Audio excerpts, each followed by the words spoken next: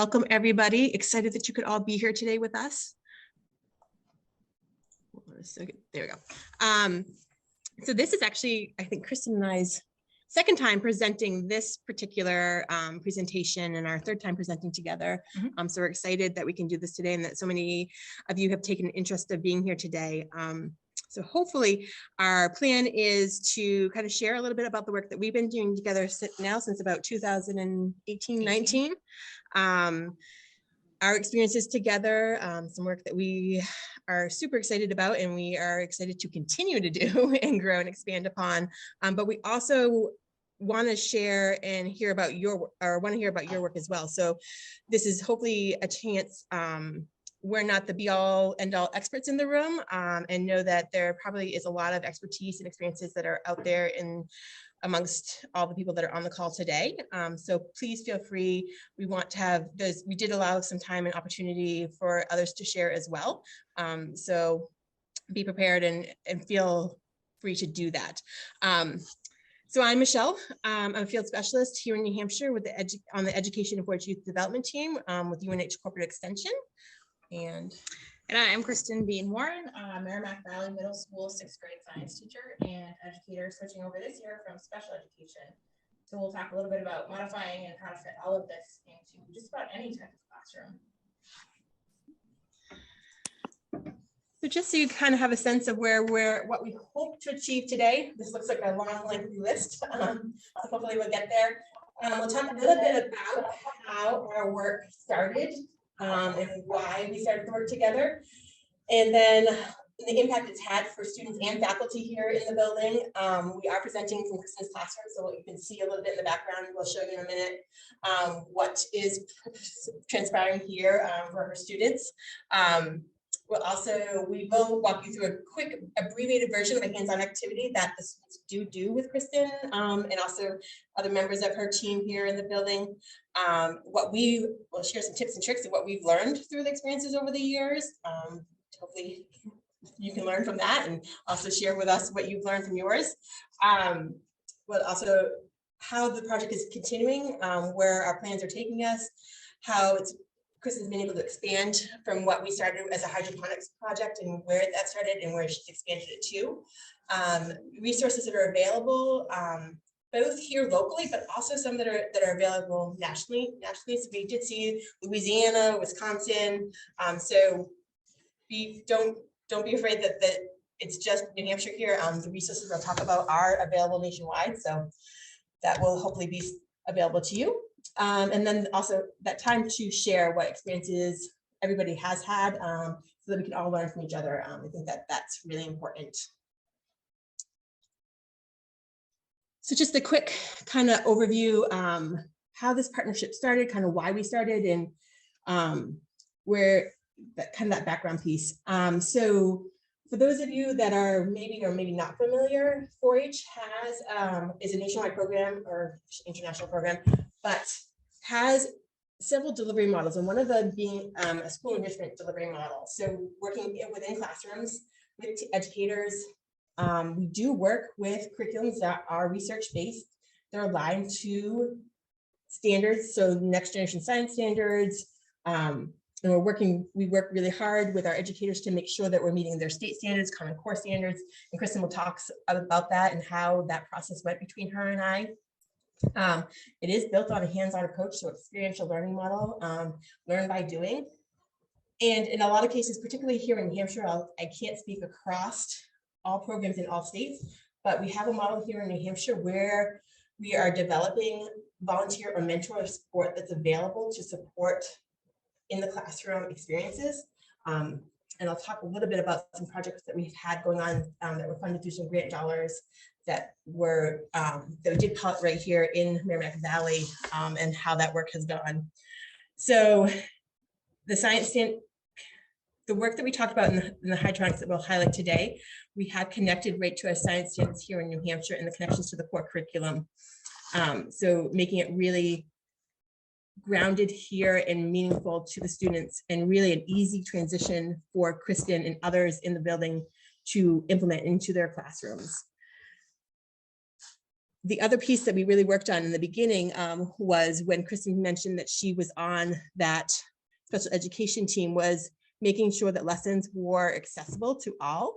So making sure that it was kind of in that universal design, and that it was we were accommodating for all learning types. So that was an important piece, and that we really worked on making revisions to our lessons as we go, so that we have that kind of accommodations in those. We specifically also modified some of those lessons to address IEP goals and specific needs for classroom learning. So really everything we're doing today and sharing with you can be modified, can be accommodated to meet every classroom learner. And the best part about this is a lot of it is hands-on and provides a lot of those lifelong skills that some of those students don't always get in their exploratory classes or their UA classes, because they might be pulled out for a specific reading instruction or additional math reading instruction learning. So accommodations that meet those needs but support those goals at the same time. And the last point, so some of our original work started, hydroponics can sometimes come with a little bit of a price tag. It doesn't have to, which is the nice part that we have found in some of the work that we've done. So we did start some of our initial work with some grant money through the CHS Foundation, which was some really simple units that we worked with and we built up here in New Hampshire. Ag in the Classroom has some grant fundings. It has run that when they've done some partnerships with leaf farms to do supports for agriculture for hydroponics in the classroom. Our Master Gardener program here in New Hampshire, run through Unix Extension, has grant funding sources available through it too. So those are, I give those as examples for you to think about if you're located here in New Hampshire as possible options, if you're looking to implement hydroponics in your classrooms, but also if you're in other states. Many other states have programs similar to these, so there are options to look at as well. But I will say you can do hydroponics economically as well. It doesn't take up, you can use recycled 2-liter bottles and make it work. So we can talk about that and how that can work for students. And I think the beauty of that is also showing empowerment to our students or our youth, and that they can have the power to grow food for themselves, and addressing the idea of food scarcity for some of our families. I just wanted to share too real quickly, we're talking like super simple, super cheap. Here's my cashews container, and this has a fresh, I can't tip it too far, but a fresh bean sprout in it. So literally the clay beads, which you could also use river stone that you collect, in a New Hampshire habitat. It can be done very simply. And you're accessing, food insecurities, you're accessing other programs outside of a classroom.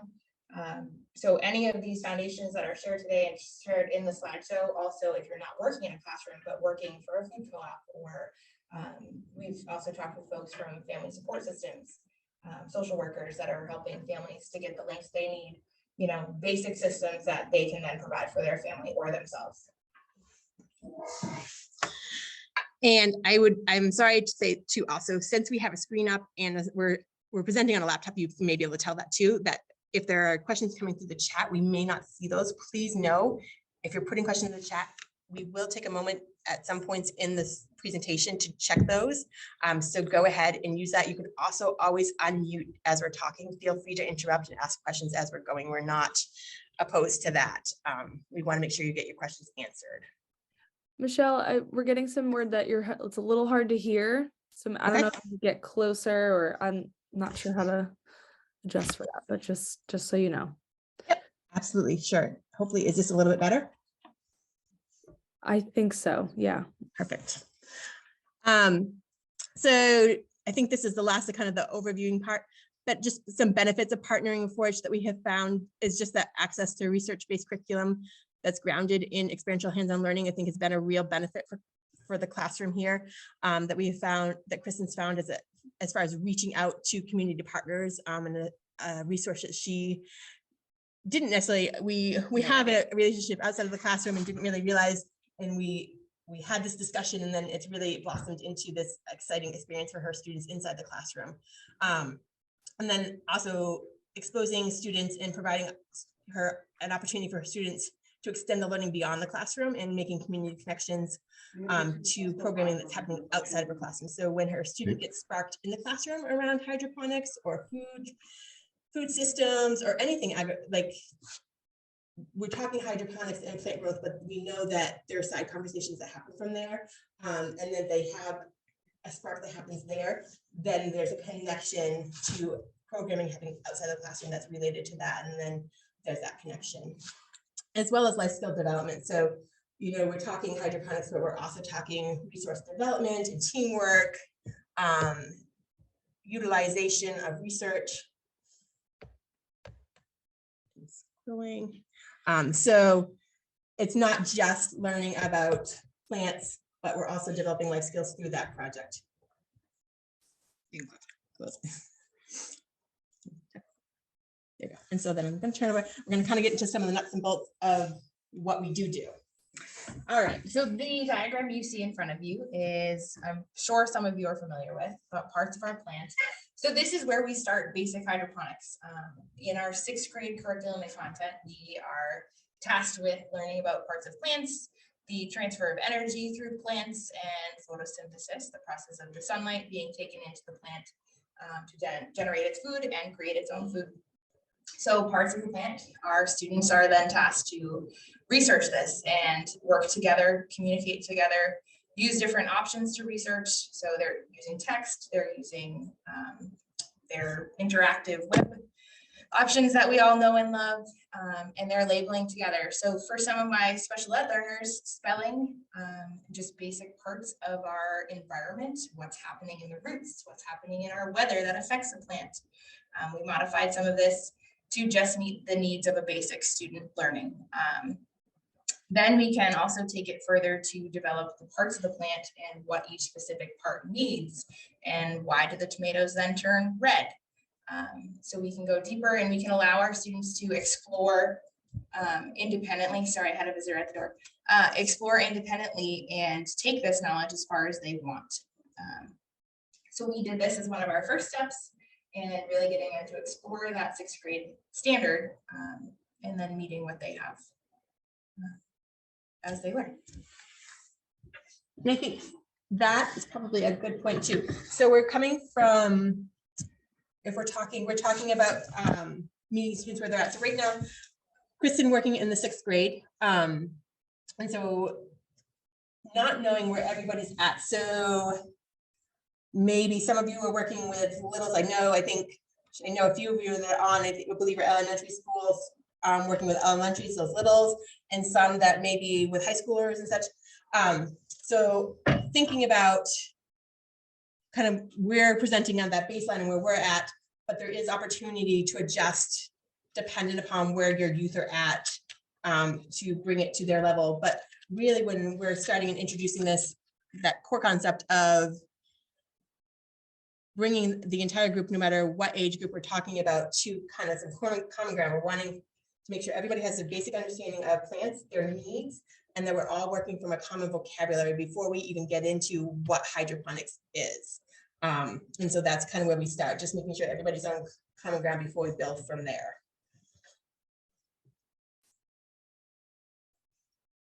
Okay, so we figured at this point, you probably have had enough of us talking for a second, and we wanted to take a break. So what do plants need to grow, and where do we find it in a hydroponics system? So we wanted to take a second, knowing that a lot of you probably have some experiences with plants. Just to take a second, if a few of you wanted to unmute, what are the basic things that plants need to grow? So if you can unmute yourselves and just throw out a few things.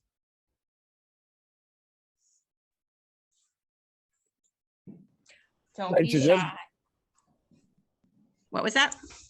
Stop share for a second. Nitrogen, phosphorus, NPK. Okay, so we're talking nutrients. Sunlight. Sunlight, great. Not necessarily sunlight, but light. Light. Water. Nice point of clarification. Yeah. Water, heard that come in there. Oxygen. Oxygen. Okay. Anything else we want to throw in there?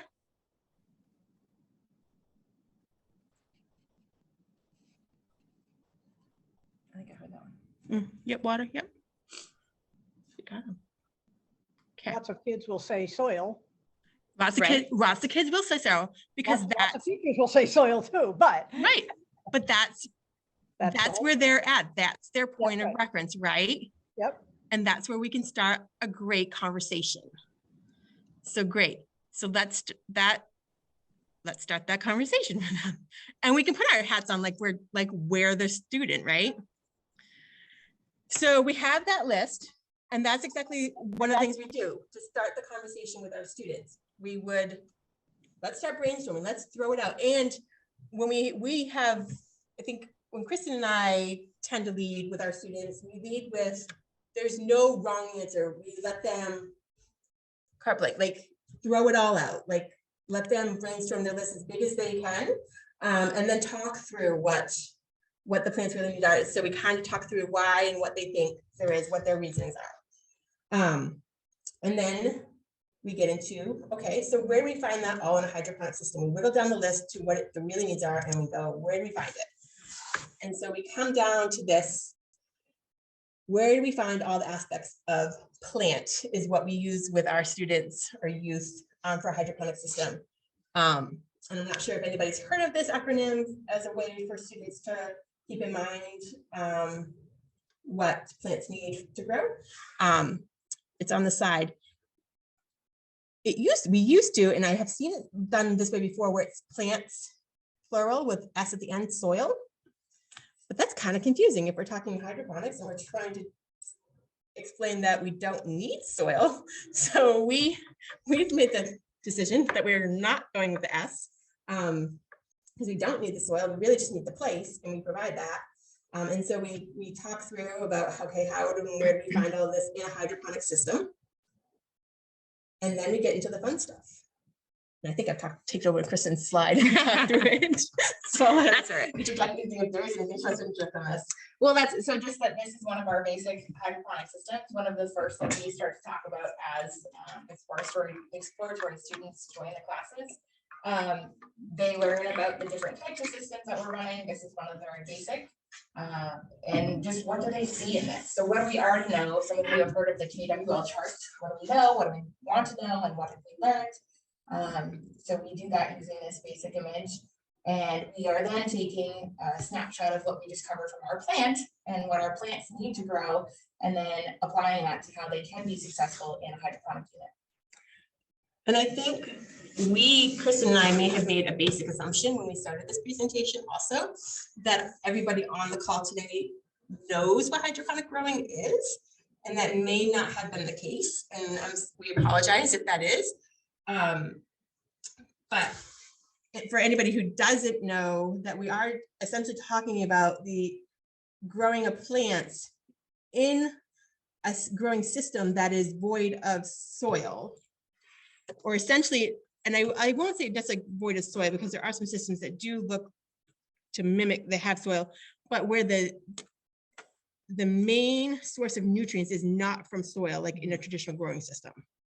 So the source of nutrients is not from soil, it is from a different source. Okay, so I apologize for that we didn't set that stage as we should have when we started. We jumped right into some of the heavier content before we got there, but that's where we're at, so that we all have that growing, that same spot of starting. And then this is All right. So this is a beautiful photo of our current aquaponics unit that is running in the classroom.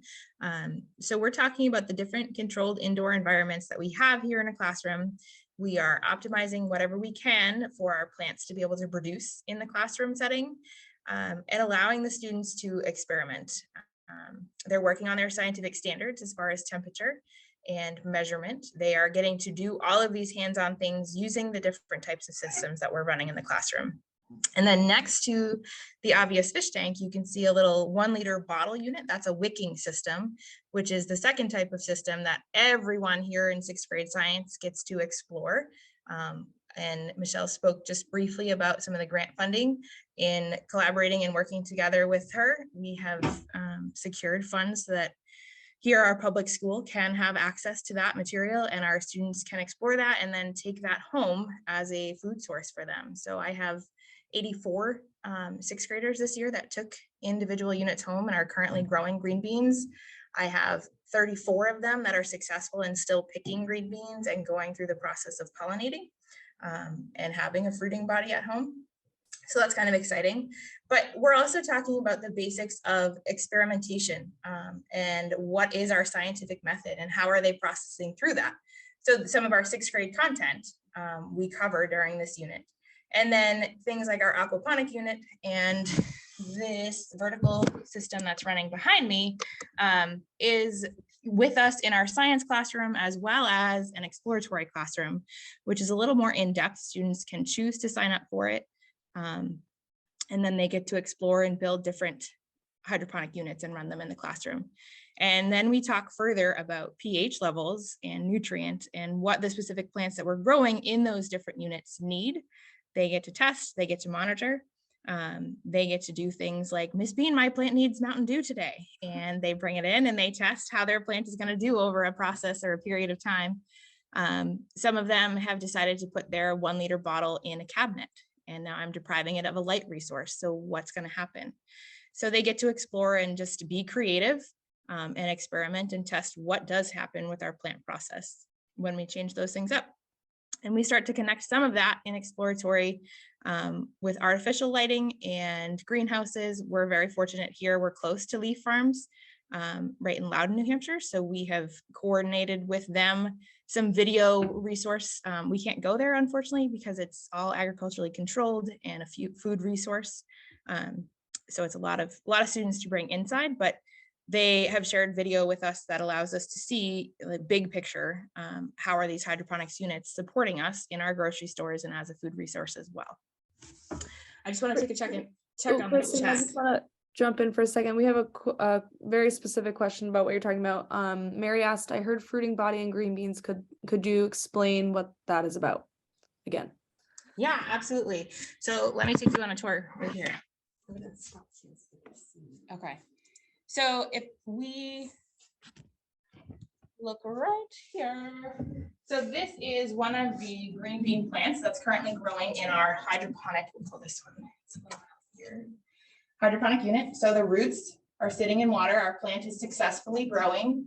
And from your stems here, this is where a green bean from this successful plant has been picked.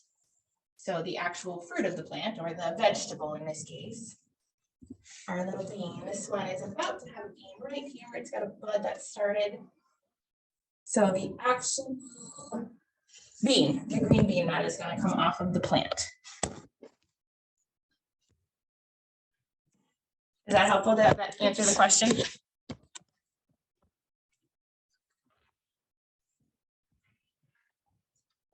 Yes, that was helpful. Okay, great. Am I on the right? Really dizzy. Yeah, sorry.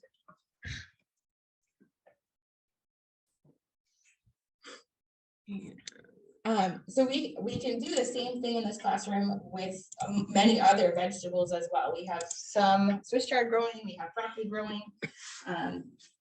The aquaponic system is currently growing peas. So really, whatever those students are interested in, they have the chance to grow as long as I can access those seeds right now. Any questions? Is the water recirculated? Do you add fresh water? Do you change the water? What do you do? Yeah, so let's go back to, all right, so here's our reservoir. Your hydroponic system runs with a basic reservoir, and every system needs some type of reservoir that's holding.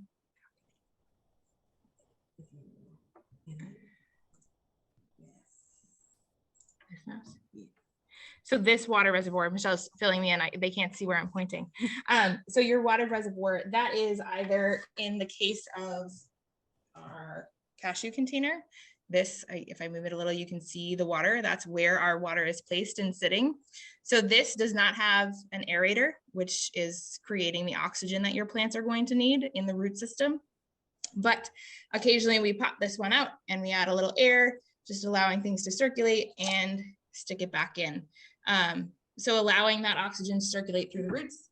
And once your reservoir has a pump, if it is not just a passive system, the pump adds the water into your upper unit, whatever that is, whether it's PVC piping or paint trays.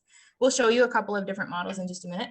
And then it drains back into your reservoir system. So the system behind me, this vertical system, has a reservoir on the floor, that blue bucket.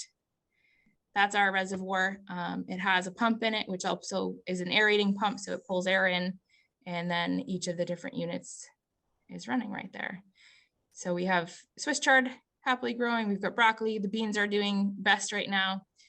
We just rotated our exploratory group. So I had 18 kids just take plants home on, what am I doing wrong with that?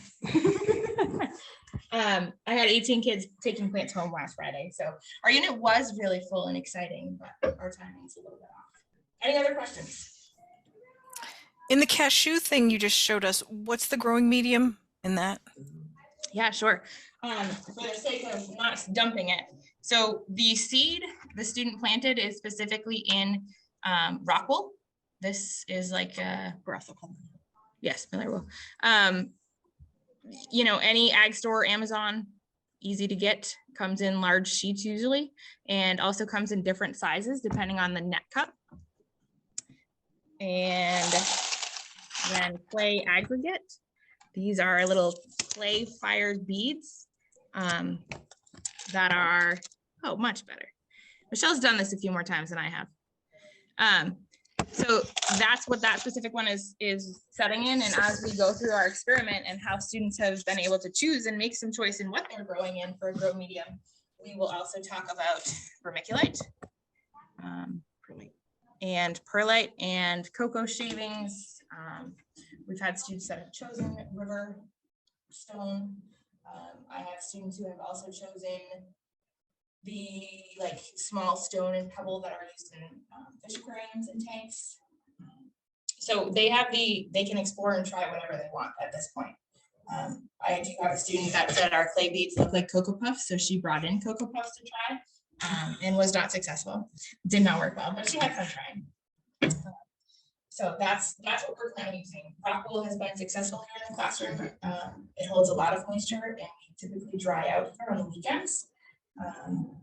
So that one has been successful for us, but trial and error, and the kids have learned that and they've gone through the scientific method to learn that. Michelle, your voice is going away. And so you said something about drying out on the weekend, but I didn't hear what that was. Yeah, so I like the use of the rock wool because it stays moist longer. Just being in our classroom setting, our ventilating system is a wood system here, wood boiler system. So the vents blow through the classroom and they blow throughout the weekend. So our rock wools tend to dry out the least versus some of the other medias that the students have chosen to try. Do you have the kids or teachers or whatever clean and sanitize the containers before you start planting in them? What kind of stuff do you do around that? Yes. So most of our students are choosing their container from their recycling at home. I do ask that they wash them at home before they come through. If they have access to a dishwasher, I ask for the dishwasher.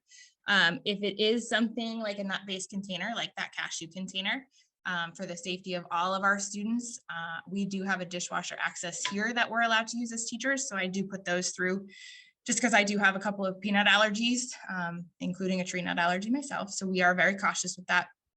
I do have some students though, like the cocoa clay aggregate, she put Cocoa Puffs in because she was curious. So just knowing your students and knowing your population, I've allowed them to kind of do what they need to. Thank you. Sure. Great questions.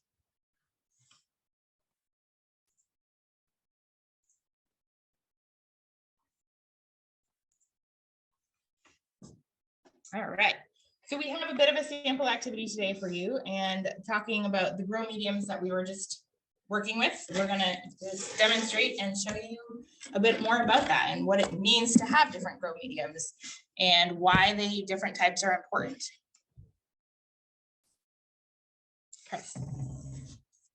2 beakers are right there. We've had some great questions about the grow mediums. This is just a very abbreviated version of what the students do. We're going to ask you to do a little bit of prediction in a second.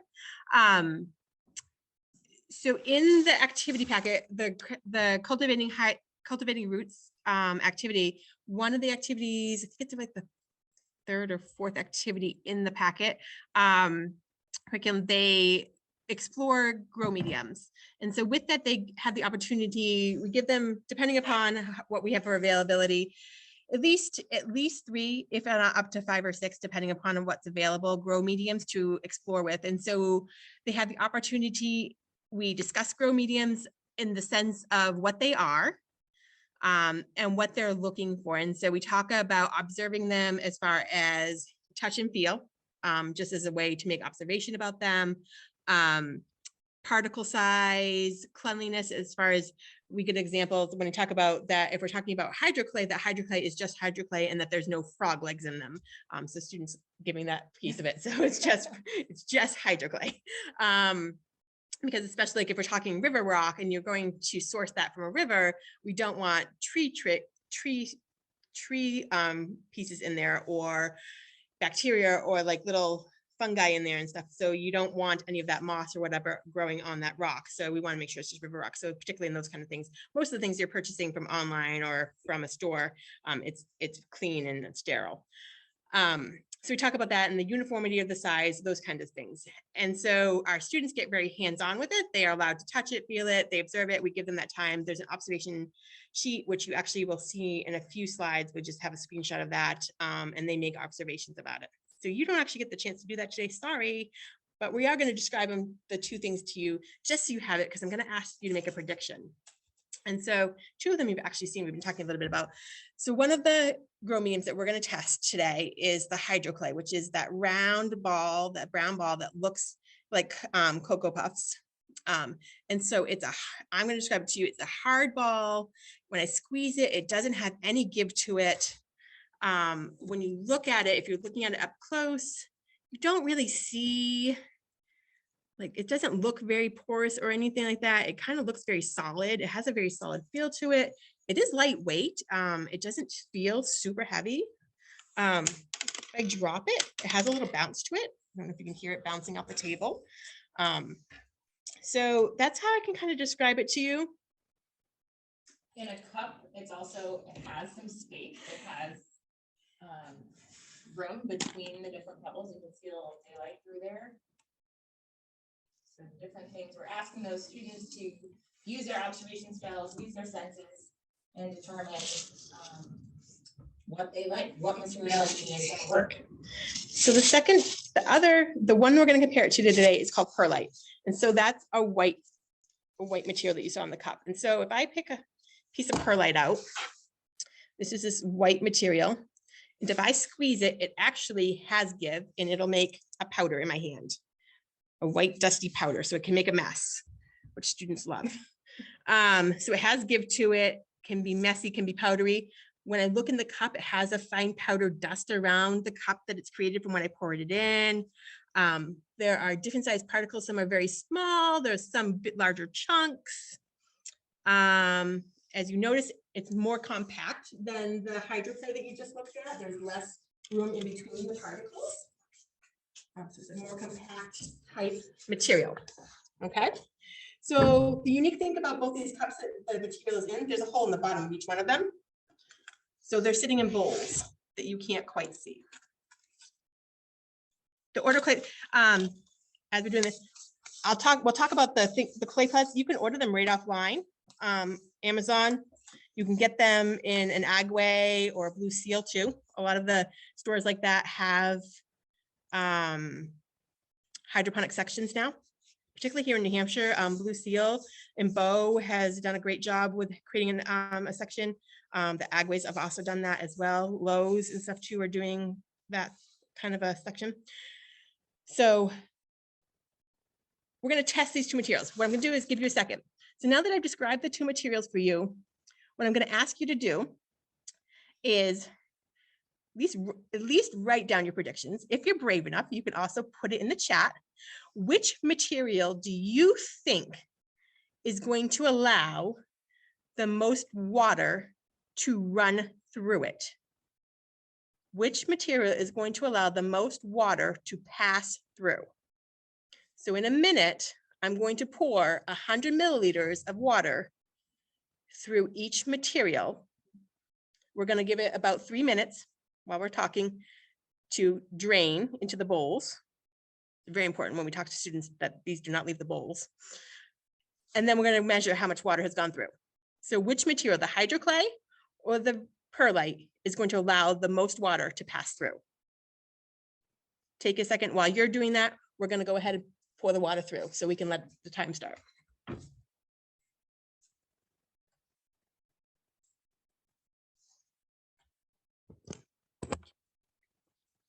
You can see what we're doing.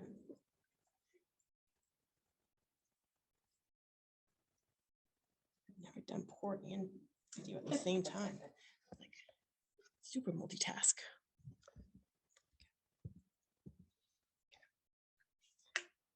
So listen. All right. And then I have a couple of questions.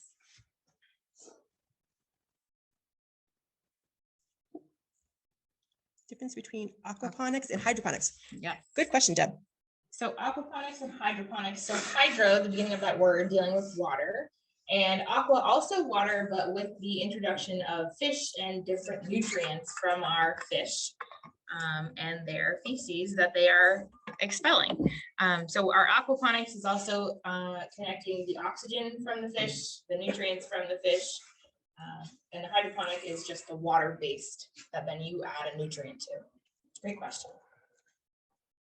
So in aquaponics, sometimes you can harvest the fish at the end and then you have a meat source too. There's another lesson for you as well. Oh, I see. And perlite, yes. Oh, I see. So we have a few for perlites, hydroclay. Okay. Yep, and hydroclay. So all of these resources and materials that we're using as the grow medias, Michelle and I have successfully ordered from Amazon.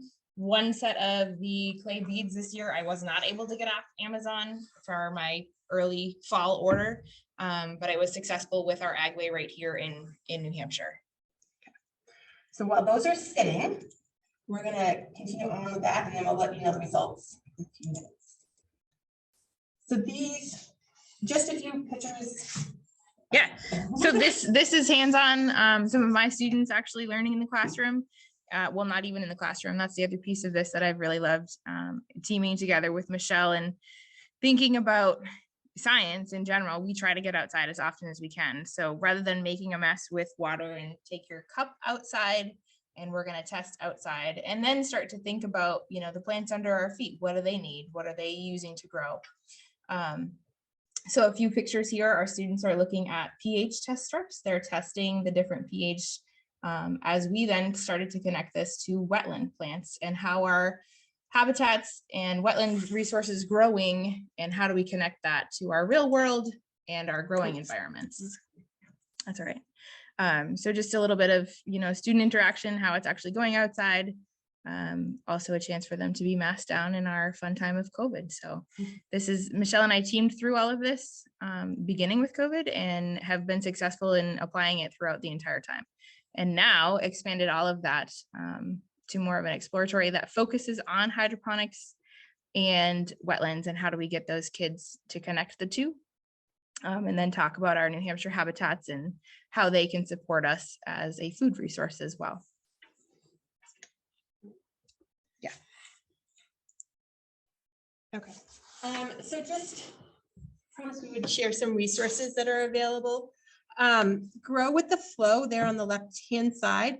That is a free curriculum, hydroponic curriculum out of Cornell. It is high school level based.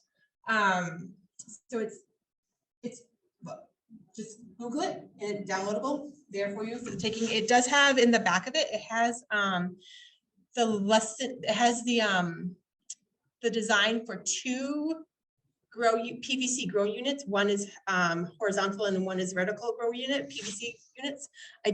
I built a vertical grow unit. I'm looking over to the corner there because I see pieces of it in Kristen's classroom. together. Oh, it's together. The whole thing's there. So that is one of the units that I had built out of curiosity to see how it would go together, and it did go together. The word of caution on it is I measure once, cut like a million times. So measure twice, cut once. I'm not really great with following instructions sometimes. So just be attention to details. But they did use it here in the classroom or out in the greenhouse for a little while, and I may have plans to do it again too. Yes. So it is a very usable, fun thing. And I liked it. It did have it has in it pieces around marketing too. So it pulls in that part of growing food, and that is a piece of the food supply chain, is not just growing the food, but also marketing that food as well. So cultivating groups there in the middle, that has been an ongoing piece. So that is a piece that I and team have worked on developing. We have piloted it now in, I don't know how many classrooms. It's been across 3 states for 3 years now. And it's been through, through versions being able to be fully remotely delivered, then hybrid, and now in person. And it's in its wrap up stages through some grant. The grant is coming to an end and will be available in its final version as a free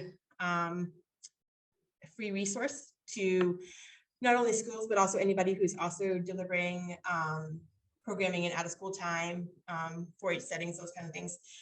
So that will be available. If you're interested in that, just contact me. I do believe these slides will go out to you as an attendee. And so on that first slide, both Kristen and I's names are hyperlinked with our emails, so you can contact either one of us with questions, and I can get you that resource.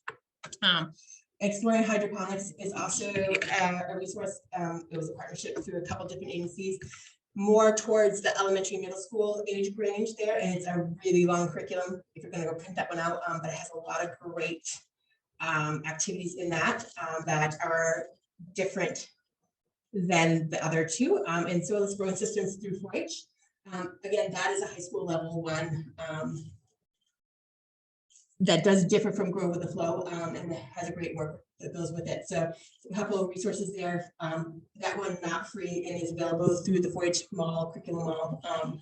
So those resources, there are more, and there's also, if anybody is needing help on the technical side of support and stuff too, Extension has, I know here in New Hampshire have, Jonathan Eppa is a wonderful resource for, if you're having technical rural difficulties, he's willing to help and work with schools. I know we've connected him here with Kristen in the classroom, and it was wonderful.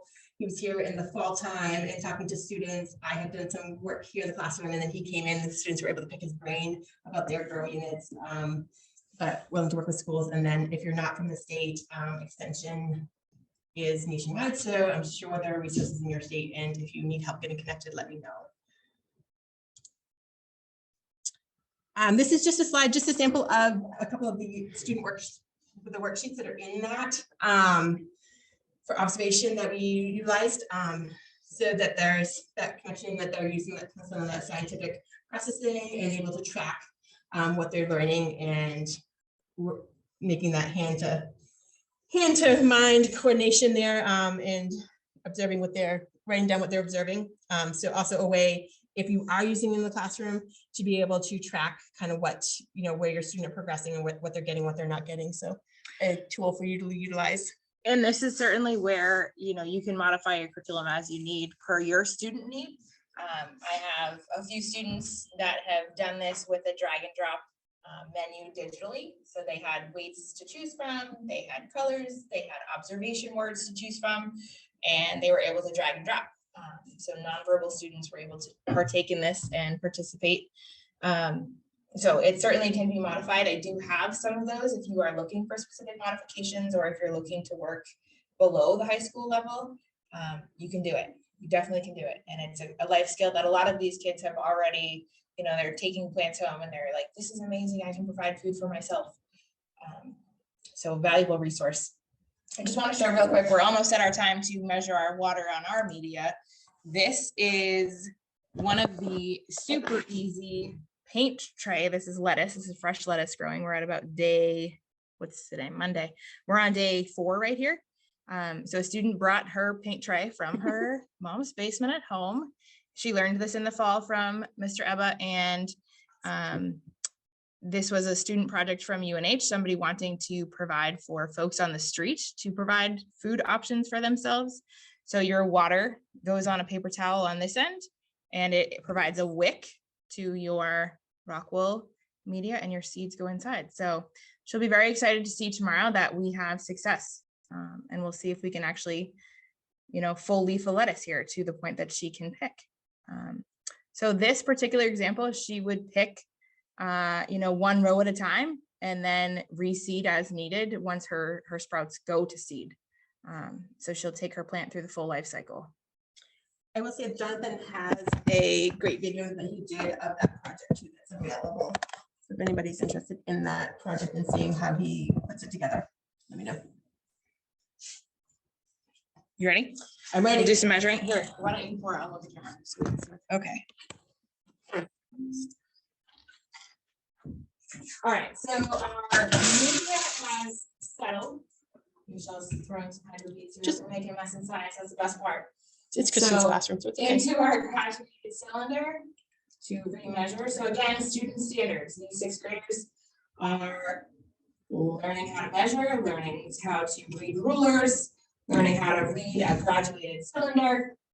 They're recording their observations. They're using that scientific process. And we're at. So the hydroclay passed 80 milliliters back through. So we retained 20, past 80. And then we also can ask them to apply their math standards. Can you find the difference in that? How much did you actually lose or did you retain? In the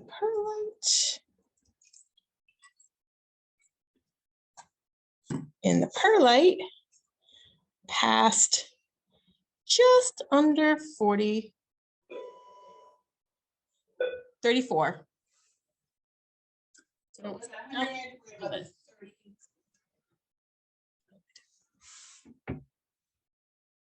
Oops.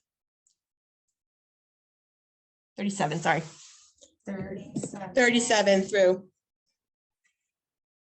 So then the question you asked, which of our grow medias is going to retain or hold No, on? pass through. Oh, you asked pass through. Okay. Pass through. Is going to pass through the most water. So the hydroclay passed the most through.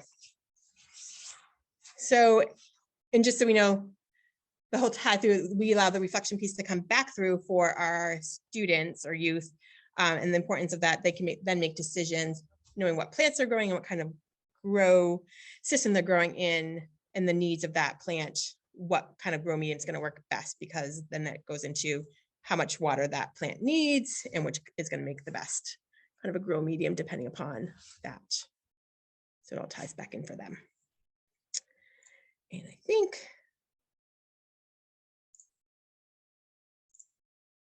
just about done. Any other questions that we can address for you guys? Things you're curious about? Perfect.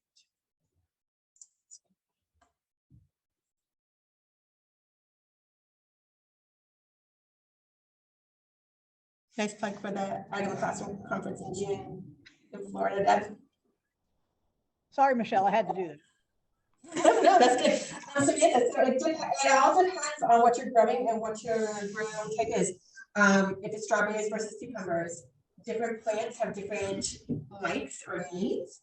If you're growing a cucumber, it's much more water intensive type of a plant versus a strawberry, which is going to be liking much more of a dry kind of thing. So if that's what we talk about the needs of the plant, and sometimes maybe it's a combo that you want of a grow medium, and that's where the students get to decide what grow medium is going to work best for their plant. And sometimes it's a mixture. You can combine grow mediums, and also we even get into this in this conversation, but there are different kinds of grow systems. So whether they're doing a passive drip system or an FT system or the drip system or whatever. So it depends what kind of grow system you're really into. So these are two particular plants, similar similar plant type and different grow mediums just based on what students decided. You can decide for yourself which one's doing better. But that's something that the students are recording, that's something they're observing over the time. And they might find that these two plants at different stages in their life are going to change depending on, you know, what their grow medium is. These are under artificial light, and they have nutrients added based on the pH. So that's another piece. Our students test pH, but there's multiple different plant species here. So some of them are going over, I really only need to 7, but I really could be at like 2.5 more. So then we advance out and get into some of the other trays and systems here in the classroom. Jess is asking about kids tasting their food. Oh yeah. So Jess, I don't know you at all, and I'm gonna be cautious to how I answer this just because of our state laws and things. Yes, my students are testing and eating their food here in the classroom, and all of our water in our classroom has been tested by the New Hampshire Department of Safety. So we are testing and adding to nutrient standards. I'm working with some of our New Hampshire folks right now in New Hampshire Ag and learning about bringing local foods to us here at school. So we're trying to follow all the rules, but we're also a science 6th grade classroom and we eat edible things. So I have one parent, that's why I answer that cautiously, that questioned, you know, if we really should be testing and eating things that we're testing in the classroom. So I answer that cautiously. I was a little worried about the paint tray. I mean, was that clean? That didn't look clean. It had paint on it. I mean, I'm worried about someone getting sick from what might be in that. That one, yes, and that's a great question. So we specifically talked about that. She has scrubbed it, but she won't be allowed to eat that because I don't know if it's a latex paint. I don't know what it is. So the point of that was to show that it could be done, so homeless people could, if they had the means, could do that. I didn't quite understand that. Yes. So Jonathan's project was a student research project to provide food for those with insecurities. And they provided those resources all clean and new. The student in my classroom was very interested in that and kind of jumped at that, but using just resources that she had in her basement. So we can share the link on that. Jonathan has a great project on it and the resources are definitely available. Yeah. Do you have a link to throw in chat? That'd be great. Sure.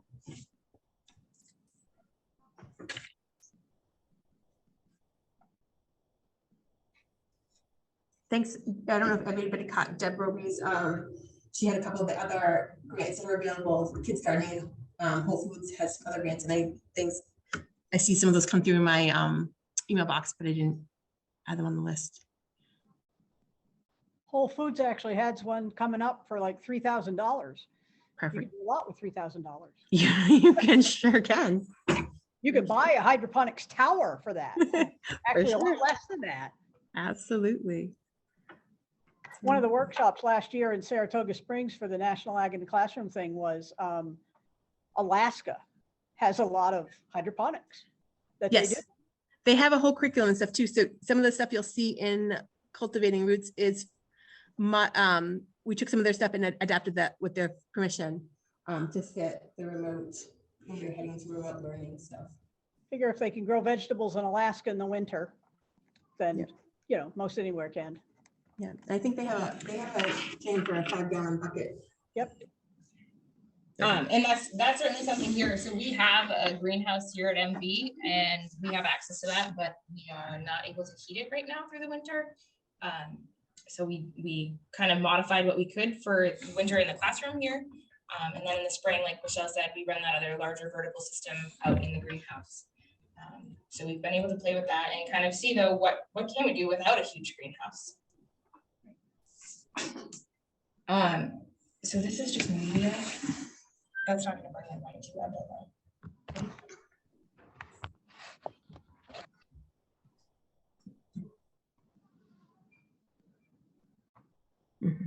Okay.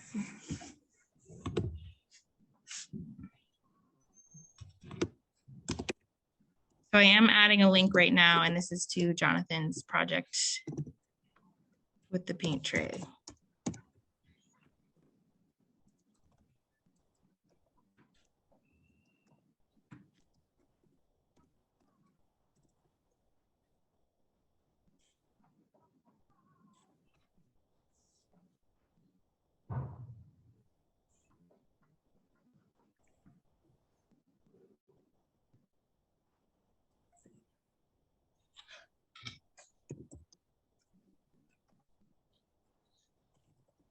Any other questions? Things you're curious about here in the classroom, or where to buy materials, where to get things, how to get started, how to get funding in your school?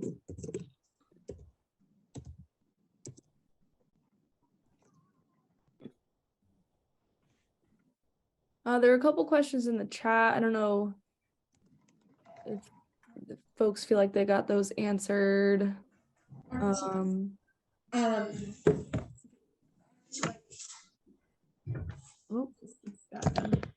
So we have a couple of different things here. We do have a light tower. It's currently out in our greenhouse. That is just for our early spring when we're trying to extend New England daylight. This is a simple clip clasp light. We can run here on the counter. We can hook it to our unit if we need. It has the different spectrums of light, so we can do what we need for our plants as they are either fruiting or just starting in a sprout. We have different, this moves all over the place, so we can kind of get which plants we need as they need light. And then the white counter behind you, that is our natural daylight, which is open, aside from when Michelle and I are trying not to be a sun blob on the screen. I can say some of the original ones we started with were just an easy order off Amazon. And not very expensive.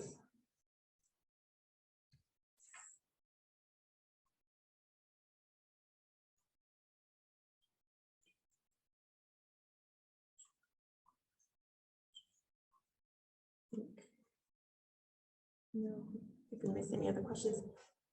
If we miss a question, feel free to reach out to us anytime too, but also we'll be going back through the chat as well.